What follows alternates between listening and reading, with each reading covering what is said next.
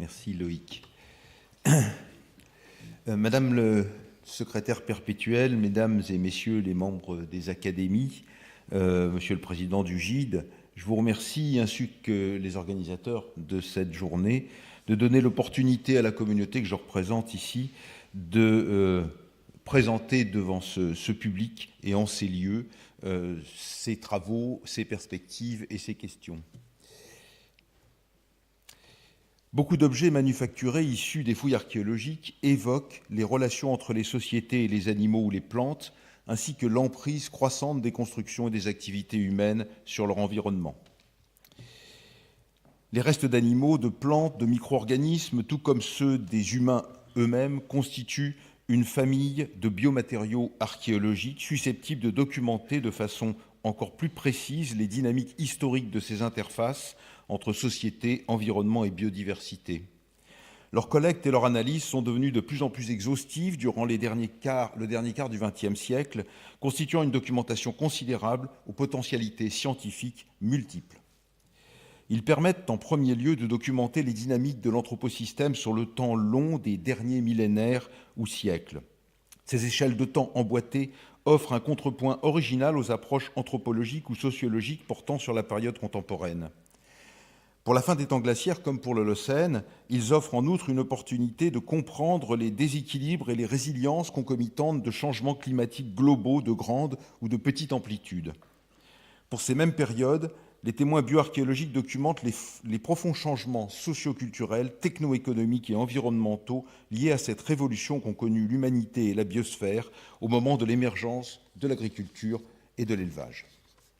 Ainsi, chacune des grandes mutations que les sociétés ont connues durant ces derniers millénaires, depuis l'urbanisation jusqu'aux échanges à longue distance inaugurés par la naissance des empires ou à la mondialisation actuelle, constitue un champ potentiel pour les recherches sur les dynamiques société, biodiversité et environnement fondées sur les biomatériaux.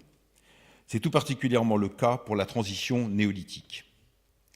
C'est au néolithique en effet que sont nés les écosystèmes anthropiques, plantés, cultivés ou construits, et les écosystèmes anthropisés, modifiés par les activités humaines. Pour schématiser l'effet écologique de la naissance de ces nouveaux écosystèmes, fruits de l'anthropisation, prenons l'exemple d'une communauté de grands mammifères d'Europe de l'Ouest. Certaines espèces élargissent leur habitat aux écosystèmes anthropisés, d'autres n'en ont pas les capacités biologiques. Certaines espèces vont même jusqu'à s'adapter aux écosystèmes anthropiques, pénétrant au cœur des villages et des villes. Les effets de l'anthropisation peuvent donc être compris comme une redistribution des communautés naturelles selon une nouvelle structuration en taxons anthropophobes, anthropophiles, commensaux, une structuration écologique anthropocentrée qui se surimpose à la structuration préexistante. Dans cette perspective, la domestication apparaît comme un cas extrême de l'anthropisation, puisqu'elle aboutit à un déplacement de populations de leur milieu naturel vers les écosystèmes anthropisés, voire anthropiques. Un cas extrême, certes, mais aussi un cas particulier, puisqu'elle est souvent le fruit d'une intentionnalité humaine et s'accompagne de profonds changements socio-symboliques et techno-économiques. Comment les biomatériaux nous informent-ils sur ces phénomènes complexes ? Tout au long du XXe siècle, ils l'ont fait au travers des techniques de l'anatomie comparée, qui permet d'identifier les taxons, de la squelettochronologie, qui permet, avec l'attribution du sexe, de reconstituer des stratégies d'acquisition, chasse, élevage, ou de gestion des troupeaux, de la tracéologie, qui permet d'accéder à la taphonomie ou aux pratiques de boucherie, de cuisine ou de gestion des déchets. L'émergence de nouvelles techniques et leur transfert à la bioarchéologie ont permis d'accéder à une part de plus en plus importante de l'information détenue par ces matériaux. L'analyse de forme, notamment la morphométrie géométrique, tout comme les molécules organiques, acides nucléiques ou protéines, permettent de distinguer les espèces jumelles et de restituer des phylogéographies. La biogéochimie permet de dater cette matière organique fossile, mais aussi d'accéder à des données sur les régimes alimentaires, les mobilités des animaux, les saisonnalités des animaux, des plantes. Les micro-usures dentaires, le contenu des tartres et les accidents de croissance odontologique informent sur l'alimentation et les stress, alors que l'histologie osseuse permet d'accéder aux contraintes biomécaniques ou à certaines pathologies. Dans cet exposé, j'illustrerai comment certaines de ces voies analytiques contribuent à un certain nombre de questionnements socio-environnementaux, comme les introductions ou extinctions d'espèces, les modifications les modifications génétiques anthropogènes, la naissance de l'agrobiodiversité, l'émergence du commensalisme et des premières invasions biologiques, l'acclimatation ou les changements alimentaires humains. Les abréviations qui apparaissent ici en vert rappelleront pour chaque exemple traité là ou les voies analytiques concernées. Commençons donc par la question des introductions et des extinctions à des périodes anciennes qu'on qualifie de préhistoriques, car avant l'écriture. Les fouilles archéologiques, la documentation bioarchéologique, en particulier sur cet exemple de la Corse, a permis d'établir le scénario de peuplement humain avec une première implantation humaine au Mésolithique, aux alentours du 9e millénaire avant Jésus-Christ, suivi par un néolithique non différent de celui qu'on connaît sur le continent proche, puis d'une histoire classique. Mais ces analyses ont également permis de reconstituer le scénario de remplacement de la faune de mammifères qui, vous le voyez au début, est composée d'un très petit nombre d'espèces, toutes endémiques, qui vont s'éteindre pour les plus grandes d'entre elles à la transition ou peu avant la transition tardiglaciaire-Holocène, pour d'autres au cours des périodes historiques en relation avec le développement de l'agriculture dans les zones de moyenne et haute altitude. Et puis on voit très bien que la faune de mammifères actuelle, qu'il s'agit de taxons domestiques ou sauvages, dont les noms apparaissent à droite, est apparue de manière massive avec le début du néolithique, puis de manière progressive, et continue d'ailleurs à s'enrichir d'introductions récentes. À tel point que la richesse spécifique de cette île, vraiment isolée du continent à la fin du Pléistocène, est passée de 6 taxons à 26, avec donc un taux d'immigration équivalent à 15 taxons rapporté à 10 000 ans, alors qu'on estime le taux moyen d'immigration naturelle pour le Pléistocène sur les îles méditerranéennes entre 0,1 et 0,5 taxons pour 10 000 ans.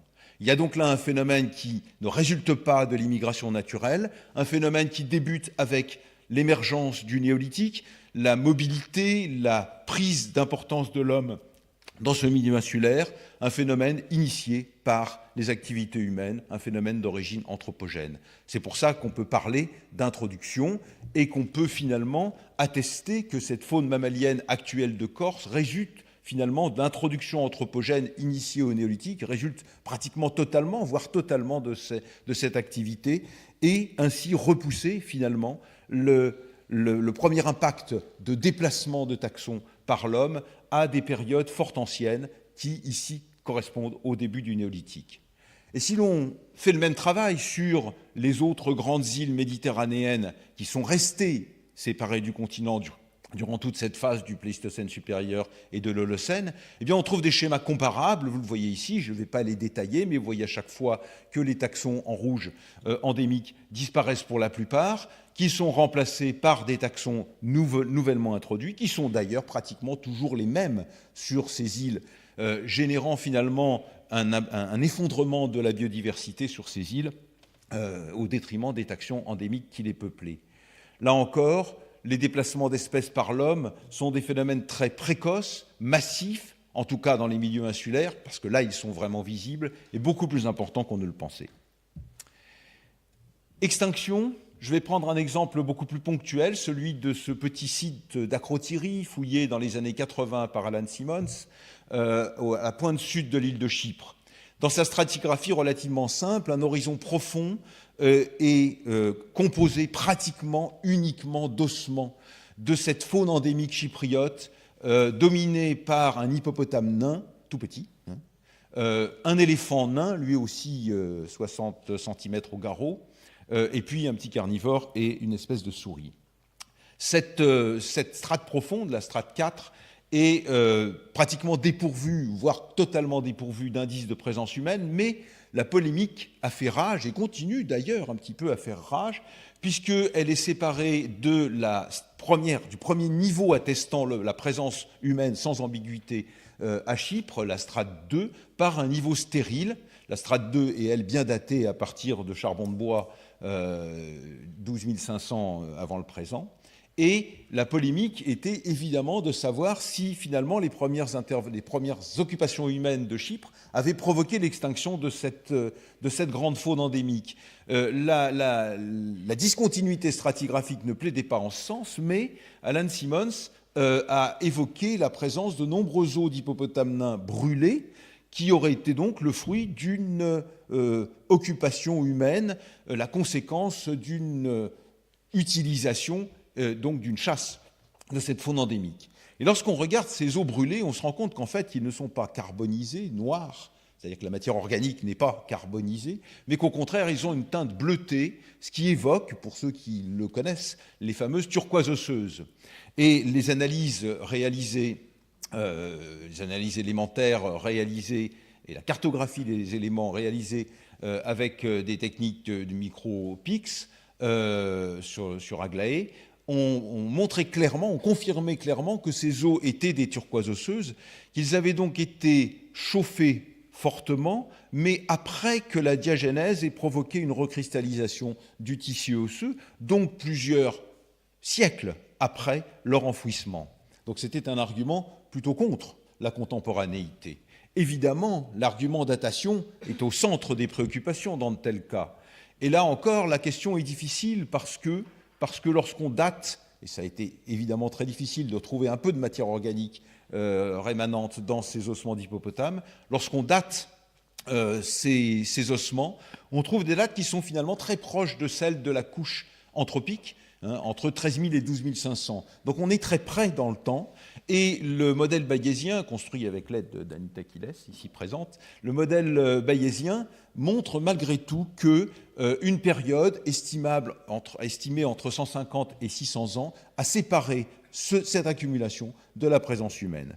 Cela ne tranche pas définitivement le débat, bien entendu, puisqu'on n'a qu'un seul site et que bien d'autres découvertes peuvent modifier les choses à l'avenir. Mais cela montre clairement que, dans l'état actuel des données, l'extinction de la grande faune endémique de Chypre semble résulter de la transition climatique holocène plutôt que d'une intervention humaine. Hypothèse à tester, évidemment, mais qui s'oppose à celles bien connues qui ont été développées en particulier en Nouvelle-Zélande, en Nouvelle-Calédonie et sur bien d'autres îles de l'hémisphère sud. Dans cette même couche sont apparus quelques os de sangliers sous scrofa, mais des os de sangliers un peu particuliers parce qu'ils sont d'une très petite taille. Lorsqu'on compare leur taille, vous voyez Ethocremnos ici en rouge, elle est beaucoup plus petite que celle du sanglier continental contemporain, et même plus petite que celle des premiers porcs domestiques, dont la caractéristique est d'avoir diminué de taille par rapport à son ancêtre sauvage. Donc l'interrogation était, est-ce que ces ossements de sanglier sont bien datés de cette couche, auquel cas, comment les interpréter, ou bien ont-ils été, finalement, proviennent-ils de contamination par des dépôts plus récents dont on n'aurait pas identifié la présence dans ce site. Et là encore, la datation radiométrique d'une matière organique très dégradée, certes, mais la datation radiométrique directe permet d'avancer et de confirmer que ces ossements appartiennent bien à ce dépôt. Ce qui fait qu'on est obligé d'interpréter finalement cette apparition soudaine de suidés comme la preuve d'une introduction de sangliers par des chasseurs pour la chasse, probablement, aux alentours de 12 000, 12 500 avant l'actuel, à une époque qui se situe 2000 ans avant les débuts de l'élevage des porcins sur le continent. Donc c'est une preuve, certes encore un peu énigmatique, mais c'est une preuve que les derniers chasseurs manipulaient les animaux, les déplaçaient, et que l'impact finalement biogéographique de l'homme n'est pas à situer dans des périodes très récentes, mais doit être recherché déjà chez ces chasseurs qui maîtrisaient tellement bien leur environnement et leurs ressources. Je passe vite. Deuxième exemple dans lequel je vais insister sur les modifications génétiques très précoces impulsées par les activités humaines, c'est celui de la domestication du chien. Alors très brièvement, un rappel, les chiens, enfin les restes osseux de chiens dans les sites archéologiques se caractérisent en premier lieu par rapport à ceux de l'ancêtre le loup par une diminution de taille importante, dont on voit ici des illustrations ostéologiques et une illustration morphométrique. Donc ces petits chiens apparaissent dès le Paléolithique supérieur, aux alentours entre moins 15 000 et moins 10 000. Et ces petits chiens, nous les avons nommés WESP, West European Upper Paleolithic Small Dogs. Ces petits chiens, on les voit apparaître dans d'autres régions du monde qu'en Europe occidentale. Vous voyez ici tous les cercles verts complets signifient que ces petits chiens sont présents dès la période d'environ 15 000. Et lorsqu'il n'y a qu'une seule part ou un nombre réduit de parts en vert, eh bien, c'est une apparition plus tardive, proportionnelle au nombre de parts vertes qu'il y a dans la galette. Et on voit bien que les cercles verts pleins sont, ou très pleins, ou presque pleins, correspondent aux zones grisées qui sont l'aire de distribution du loup. On voit donc d'ailleurs sans surprise que les plus anciennes domestications du loup se situent dans l'aire de répartition du loup. Bon, c'est trivial, mais c'est intéressant parce que les aires de répartition, on ne les connaît jamais avec certitude, les aires de répartition anciennes. Et on voit, et ça c'est plus intéressant, que dans toutes les zones où il n'y avait pas de loup, eh bien l'apparition des chiens, des petits canidés, est plus tardive, et cela permet de suggérer d'abord un certain nombre de foyers, entre guillemets, ou de régions de domestication du chien qui se situent toutes en Eurasie, dans l'Ancien Monde, et puis un certain nombre, et qui suggère plusieurs localisations, plusieurs initiatives de domestication. Tout récemment, un article paru dans Science par un consortium très large a mis en évidence, à partir de données d'ADN mitochondrial, mais aussi de données génotypiques, qu'il y avait eu au moins 2 grandes régions de domestication du chien. Donc confirmation de cette situation et avancée d'un scénario, domestication du chien dans toute cette vaste aire eurasiatique, transport de ces premiers chiens domestiques en Amérique du Nord, où il semble qu'il n'y ait pas eu de domestication locale, et puis transport aussi vers toutes les zones importantes où le loup n'existait pas, Amérique du Sud, Afrique, Asie du Sud-Est. Donc le loup a été domestiqué il y a environ 15 000 ans dans plusieurs régions de l'Ancien Monde, puis dispersé ensuite, enfin du moins son produit de domestication, le chien a été dispersé ensuite. Venons-en au sujet de mon intervention réellement. Nous sommes en mesure maintenant, à partir de cet exemple finalement d'une domestication très ancienne et très longue, nous sommes en mesure de commencer à regarder ce qui s'est passé au cœur même des génotypes de ces canidés avec des approches de paléogénomique qui permettent d'identifier des gènes, ce sont des gènes simples pour l'instant, des gènes de coloration du pelage, et de voir quel est l'effet de ces pressions anthropiques sur l'évolution de ce génome. Alors là, voilà un article assez récent qui s'est intéressé à 2 mutations concernant la couleur du pelage, la mélanocortine et la canine bêta-défensive. Et on voit brièvement sur ce schéma que les premières mutations apparaissent dès la fin du Paléolithique, donc très tôt après la première domestication. Voilà un autre exemple qui est peut-être plus évocateur puisqu'il concerne les capacités du chien à digérer l'amidon, ce qui n'est pas une caractéristique majeure du loup, même si les loups possèdent en général une copie du gène AMI2B, gène qui contrôle la production de l'amylase, donc la digestion de l'amidon. Les loups en général possèdent une copie, c'est un gène quantitatif, c'est-à-dire que plus il y a de copies, plus l'animal est capable de bien digérer l'amidon. Et on se rend compte que chez ces canidés mésolithiques, déjà, dès les périodes situées juste après la fin du tardiglaciaire, on observe un certain nombre de canidés qui possèdent 2 à 8 copies de ce gène. Dès l'extrême fin du mésolithique, la transition au néolithique, on a de nombreux exemples de chiens possédant plus de 8 copies de ce gène, et évidemment, ça se retrouve à la fin du néolithique et tout au long des périodes modernes. Aujourd'hui, certains chiens ont 50 et quelques copies de ce gène. Donc là encore, on a un formidable modèle finalement d'évolution sous la main, comme Darwin avait un modèle d'évolution avec les pigeons et autres animaux domestiques. Nous avons avec cette histoire de la domestication un formidable modèle qu'on va pouvoir explorer grâce aux nouvelles technologies d'analyse de la matière organique. Agrobiodiversité, évidemment, c'est un monde gigantesque.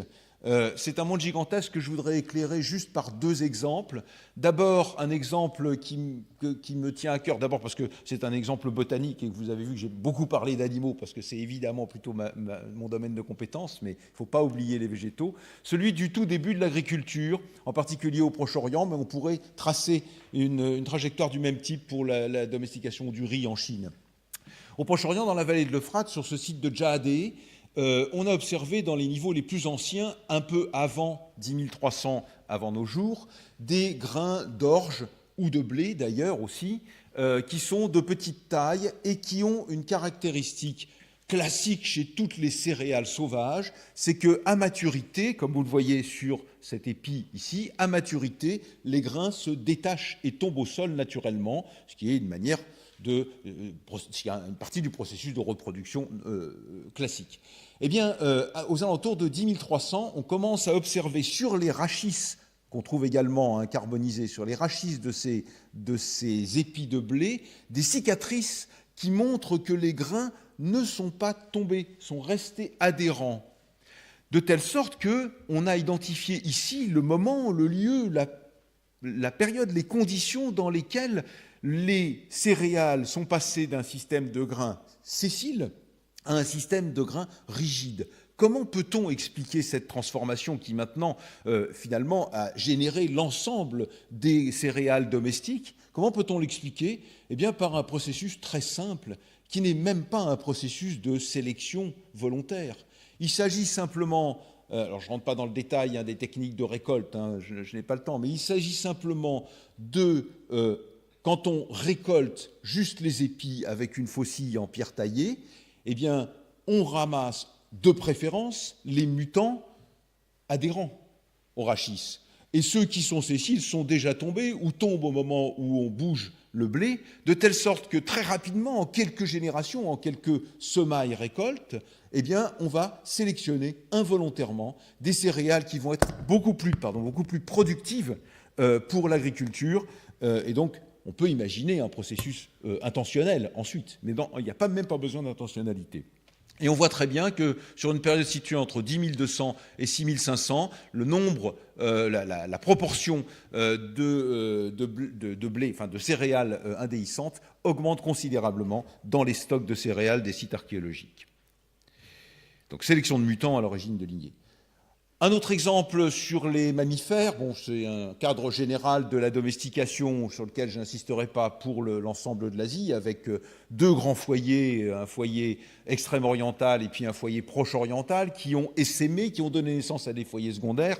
Et ce qui va nous intéresser surtout, c'est l'essaimage vers l'Europe, dont vous voyez ici qu'il se situe aux alentours de 8500 avant nos jours, et qu'il va atteindre l'Europe et se diffuser à travers deux grandes voies de diffusion, une voie méditerranéenne et une voie dite danubienne, continentale. Et ces voies de diffusion sont en fait des voies de diffusion du nouveau mode de vie néolithique qui s'accompagnent d'un tas d'adaptations locales. Les cultures matérielles ne sont pas les mêmes que celles du Proche-Orient, bien entendu. Mais en revanche, un certain nombre de composantes de la néolithisation proche-orientale vont diffuser telles quelles, d'une certaine manière, ce sont les céréales, les lentilles et autres légumineuses, les chèvres et les moutons qui n'ont pas d'ancêtres sauvages en Europe et qui vont être transportés de proche en proche jusqu'aux confins de l'Europe. Mais vous le voyez, selon une chronologie et un rythme lent qui démarre aux alentours de 6800 à la traversée de la mer Égée et qui s'achève aux alentours de 3600. C'est un mouvement très progressif. Dans ce mouvement... Je reviens un tout petit peu en arrière, excusez-moi. Dans ce mouvement, la question ne se pose pas, je l'ai dit, pour les moutons et les chèvres, puisque ce sont des espèces qui n'ont pas d'ancêtres sauvages, ils ont bien été transportées. Mais la question de l'innovation locale se pose à chaque instant du point de vue des innovations culturelles, mais aussi des innovations concernant l'agriculture et l'élevage. Et en particulier, il y a des aurochs en Europe à ce moment-là, il y a des sangliers. Ont-ils été domestiqués localement ? Est-ce plutôt une contamination, entre guillemets, de néolithique, ou bien ont-ils été transportés eux aussi de proche en proche depuis le Proche-Orient. Alors je prendrai juste l'exemple des Suidés, avec un travail qui est maintenant peut-être un petit peu ancien et sur lequel on pourrait élaborer, mais qui est un travail quand même, me semble-t-il, assez emblématique. On a dans les lignées modernes de sangliers identifié différents mythotypes dont on a pu recomposer l'arbre phylogénétique, et ces marqueurs finalement mythotypiques, nous avons la chance qu'ils soient différents entre le Proche-Orient et l'Europe, ils permettent de reconstituer cette bande dessinée, ce scénario de peuplement de l'Europe par les suidés domestiques, par le cochon, avec un premier temps dans lequel on a ici que des points rouges qui sont liés finalement, ou orange, puisqu'on a aussi un petit peu d'orange ici, qui sont liés aux lignées locales de sangliers européens. Au Proche-Orient, on n'a pas de données, malheureusement l'ADN n'est pas conservé, mais on a quand même un petit peu quelque chose ici en jaune qui nous indique que probablement toute cette ère était bien une ère de type mitochondrial jaune. Et on voit avec le début du néolithique quelques points jaunes, beaucoup dans l'Est, un peu moins dans l'ouest, mais jusque dans le bassin parisien, à Paris-Bercy, on a des signatures proche-orientales qui montrent que des porcs domestiqués au Proche-Orient ont été transportés en Europe. Très bien. Mais ce qui est intéressant aussi, c'est de se projeter vers la période suivante, où on se rend compte qu'il n'y a plus du tout d'impact jaune en Europe. On retombe sur un schéma primitif, alors qu'on sait très bien que dans ces ossements étudiés, il y a une majorité d'ossements d'animaux domestiques. Je vais essayer d'accélérer. Ce qui veut dire que, très probablement, les femelles de sangliers européens ont introgressé ces lignées proche-orientales et que finalement, l'agrobiodiversité européenne, pour ce qui concerne les porcs, est en grande partie d'origine européenne par introgression secondaire. Bien, alors, commensalisme, invasion, je vais essayer d'aller plus vite. Ce qu'il y a, c'est qu'il faut que je donne quand même quelques éléments de contexte. J'ai pris l'exemple de la souris grise, Mus musculus, qui est une espèce commensale invasive, comme vous le savez, répartie partout dans le monde, et comme d'ailleurs la souris grise Mus musculus, sous-espèce jumelle, qui elle-même s'est répandue dans toute l'Eurasie. Ces espèces commensales invasives sont venues se surimposer à des peuplements de souris installés depuis le Pliocléistocène dans toutes ces zones périméditerranéennes, et la difficulté à laquelle se sont heurtées nos disciplines pendant de très nombreuses années, c'était de distinguer dans les documentations archéologiques ces espèces les unes des autres, car ce sont des espèces jumelles. Et c'est la morphométrie géométrique, je ne vais pas rentrer dans le détail, mais il s'agit en fait de décomposer le contour de la forme dentaire, c'est une molaire en vue occlusale que vous voyez en haut à gauche, décomposer cette forme avec des transformés elliptiques de Fourier qui produisent un certain nombre de coefficients, et ces coefficients du développement de Fourier sont des coefficients de conformation. Ces conformations peuvent donc être étudiées de manière multivariée, et on voit par exemple sur ce diagramme qu'on peut alors séparer sans ambiguïté des espèces qui sont indistinguables à l'œil nu. C'est toute la magie, si je puis dire, de la morphométrie géométrique. Donc je passe vite. Et je vous montre comment on a pu utiliser ce progrès considérable. Un article tout récent, qui est encore online dans PNAS, a étudié 14 contextes archéologiques en Israël, un gros échantillon de presque 400 mandibules, sur une période longue, s'étageant entre la fin du Paléolithique et le tout début de l'agriculture. L'objectif était de savoir à quel moment la souris était devenue commensale, avait pénétré cet univers anthropisé. Et on voit sur ce diagramme qu'on sépare très bien la souris sauvage, ici en vert, de la souris commensale.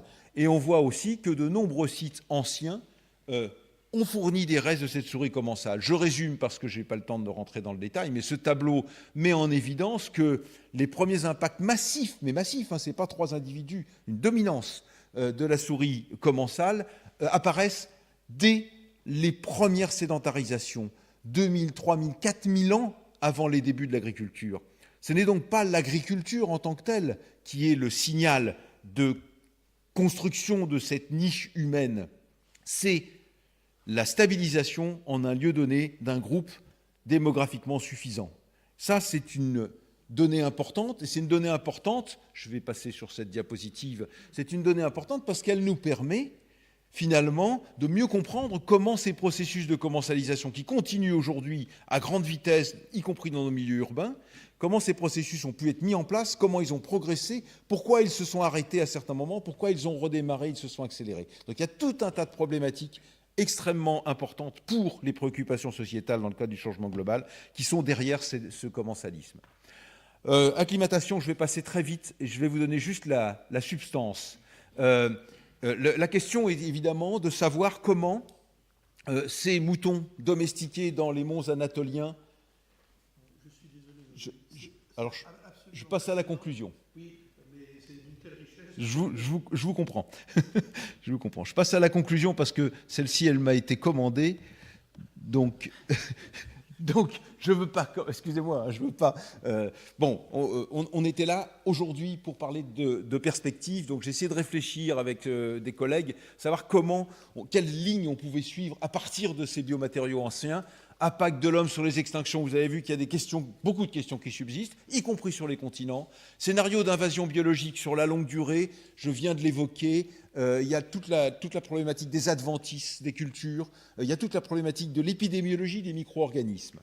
Domestication comme laboratoire de l'évolution, je n'en dis pas plus, vous l'avez compris. Agrobiodiversité, origine, diversité ancienne et évolution. Acclimatation et pratiques agro-silvopastorales, en particulier dans les milieux extrêmes. Je pense aux milieux semi-arides ou aux milieux d'altitude qui offrent des laboratoires extrêmement intéressants pour préfigurer finalement les changements globaux actuels. Climat, environnement, pratique. Là, il y a vraiment des problèmes de proxy locaux pour arriver à grouper en un même lieu les données climatiques locales, les données environnementales locales et les données anthropologiques. Et enfin, alimentation génétique humaine. Je n'ai pas eu le temps d'en parler, mais c'est aussi un champ extrêmement porteur pour nos disciplines à l'avenir. Je vous prie de m'excuser d'avoir été un peu long et je vous remercie de votre attention.